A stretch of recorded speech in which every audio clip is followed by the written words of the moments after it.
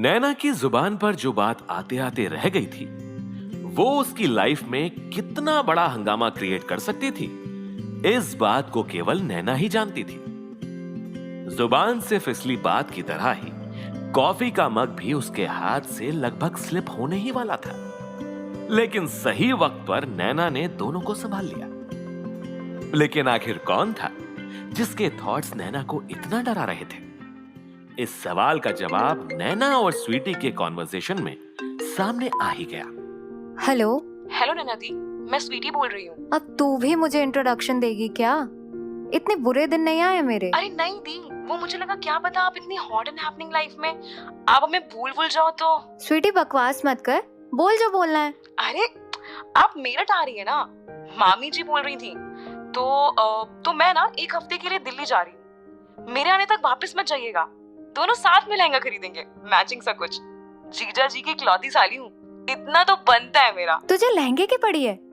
पता है आज क्या होने वाला था? फिर कुछ कर दिया? किया नहीं, बट हो ही जाने वाला था। क्यों हार्ट अटैक दे रहे हो? यार आज मेरे मुंह से ही निकल गया। क्या?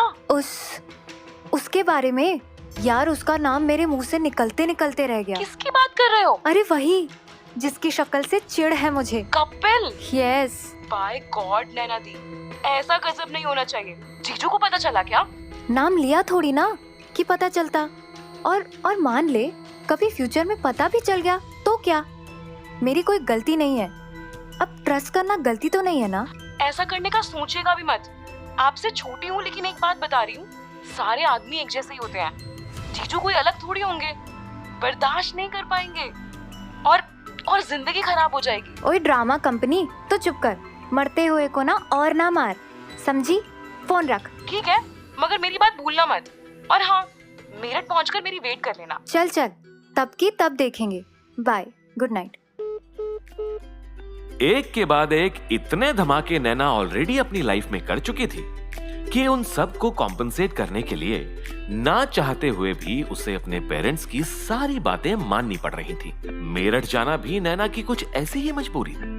आयुष नैना को रेलवे स्टेशन ड्रॉप करने के लिए उसके पीजी पहुंचा।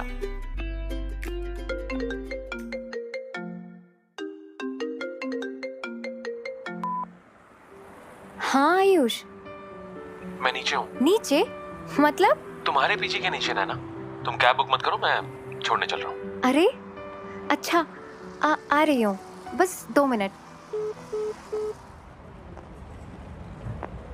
तुम क्यों परेशान हुए? मैं चली जाती आयुष। अरे पता है चली जाती है। लाओ मुझे दो, लाओ। अरे दो ना। सूटकेस डिक्की में रख रहा हूँ और हैंडबैग बैक सीट पे डाल दो। तुम्हारा ऑफिस? तुम्हें सी ऑफ करके जाऊंगा, कॉल करके बता दिया है तो क्या सोचने लगी? सच बोलूं? Of course. I am really surprised. I mean तुम्हारे लिए तो ऑफिस से इम्पोर्टेंट कुछ भी नहीं है ना? It's all about priorities Naina. Yes, my work comes first, but what? Now you are also my priority. मुझे तुम्हारी भी फिक्र है। नैना और आयुष की लाइफ की स्टोरी इस वक्त उन दो स्ट्रेंजर्स की तरह थी जो एक कॉमन प्रॉब्लम में फंस चुके थे और इससे बाहर निकलने के लिए एक दूसरे को सपोर्ट करना लास्ट ऑप्शन था। वैसे नफरत अब मोहब्बत तो नहीं, लेकिन हाँ फ्रेंडशिप में थोड़ी थोड़ी कन्वर्ट हो रही थी। और अपनी इस फ्रेंडशिप वाली फीलिंग के चलते आयुष ने नैना को ट्रेन में उसकी सीट तक ड्रॉप किया। यहाँ सब सेट हो गया आयुष। सिग्नल भी ग्रीन होने वाला है। तुम ट्रेन से उतरो अब। उतर जाऊंगा। चलती ट्रेन से कूदने का अपना मजा है। Seriously please. अच्छा ठीक है, देखो नैना, ट्रेन छूटने वाली है। Now listen to me carefully. It's a long journey. कोई भी प्रॉब्लम हो मुझे इमीडिएटली कॉल करना, okay? Books, water bottle, snacks, fruits सब रख लिया है। नीचे भी नहीं उतरूंगी। और कुछ? और हाँ, मोस्ट इंपॉर्टेंट थिंग, अपना ख्याल रखना। अपने लिए कम और मेरे लिए ज्यादा। और जल्दी लौटना। I will miss you. Ayush? Oh, the train has started. मैं निकलता हूँ। Take care. हाँ, मिलते हैं। Bye. Bye Ayush. You better take care of yourself too. क्या कहा आयुष ने? I will miss you. और ये भी कहा कि I am his priority. Now Did he exactly mean that? आज मुझे भी उसे बाय कहते हुए बुरा सा क्यों लग रहा है यार? Will I miss him too? Am I missing him? नैना मेरी जान, तुम्हें फिर से तो प्यार नहीं हो रहा, लेकिन आयुष से कैसे? वो तो मम्मी पापा की चॉइस है। अरेंज मैरिज में लव एंगल ढूंढना मतलब BSNL के कनेक्शन में जियो का नेटवर्क ढूंढना। नो वे। लेकिन ये तो हो रहा है कुछ। ये क्या हो रहा है? आयुष का आई विल मिस यू नैना के कानों में किसी रोमांटिक सॉन्ग की तरह लगातार प्ले हो रहा था, और उधर नैना की माँ की आवाज नैना के पापा के कानों में किसी वार्निंग अलार्म की तरह बज रही थी। सुनिए, जरा ट्रेन का लाइव अपडेट देखिए ना। टाइम तो हो गया है, अब तक नैना आई क्यों नहीं? अरे पेशेंस भी कोई चीज होती है, वो रखो थोड़ा सा। लगता है आ गई। आ रही हूँ। अरे आराम से भाई, हाथ पैर तुड़वाने हैं क्या? लड़की मुंबई से आ गई है तो अब घर ही आएगी, दौड़ क्यों रही हो? आप चुप ही रहिए। ये नहीं कि उठकर दरवाजा ही खोल दें, बस अकल देते रहेंगे बैठकर।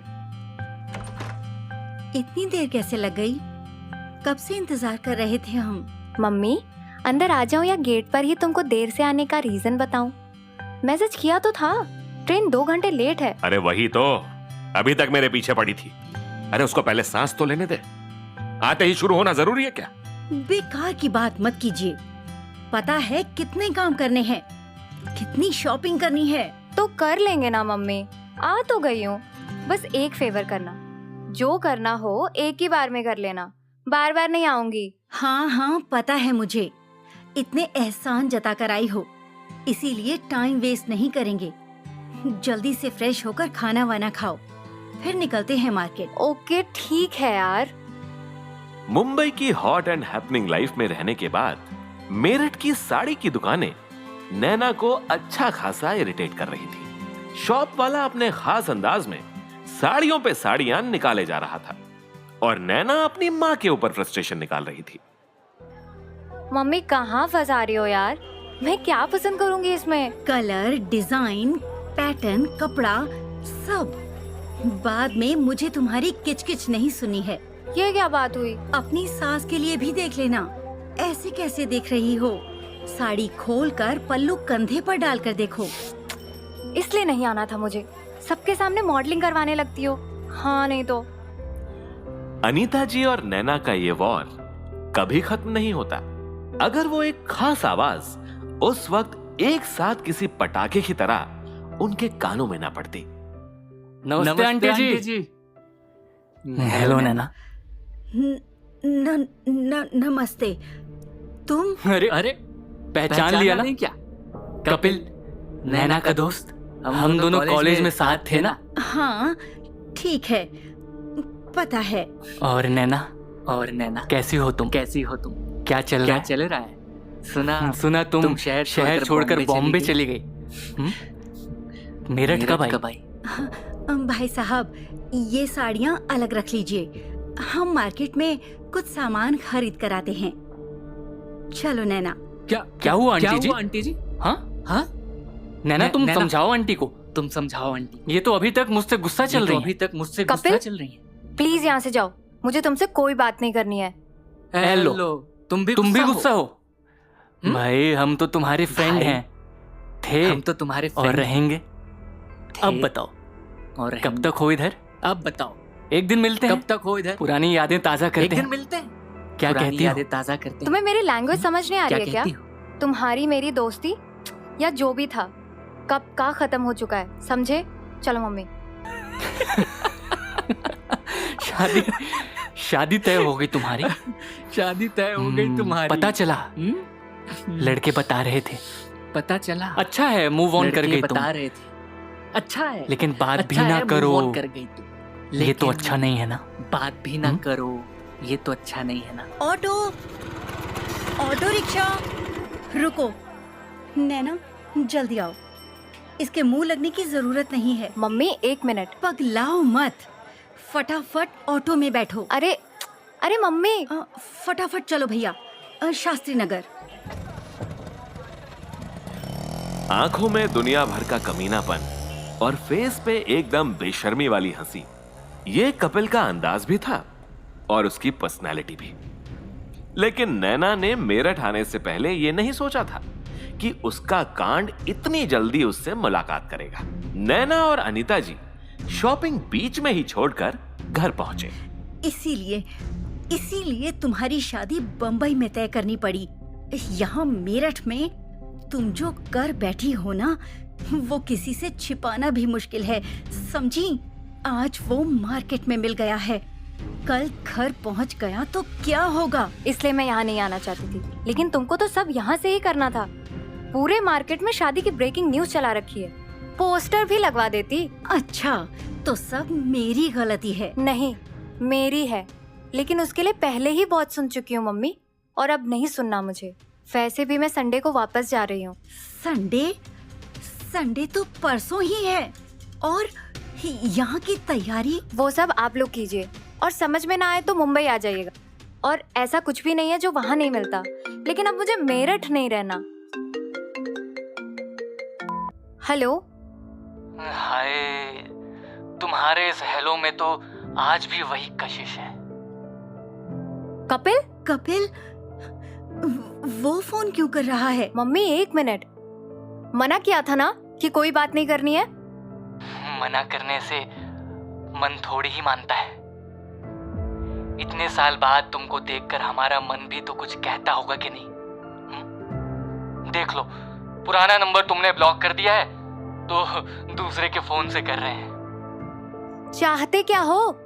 अरे दोस्त हैं तो मिलना चाहते हैं, और क्या। तुम बॉम्बे की हो गई हो, हम भी दिल्ली निकल रहे हैं। जाने से पहले एक मुलाकात हो जाए तो मजा आ जाए। बताओ, कहाँ मिले, कब मिले? कपिल,